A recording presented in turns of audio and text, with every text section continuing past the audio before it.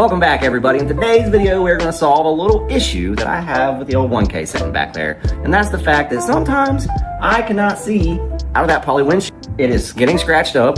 They're hard to clean. There is a glare in it. I do a lot of in-cab video and kind of distorts the picture a little bit. So we're going to solve that today.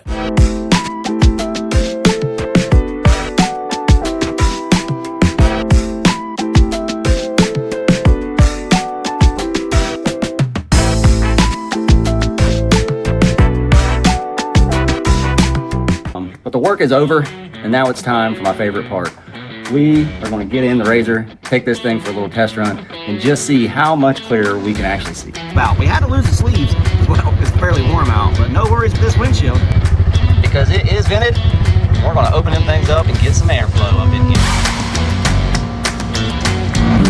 Yeah, so it's about 80 degrees out right now, maybe a touch hotter. And those air vents make it super nice. They're letting plenty of airflow.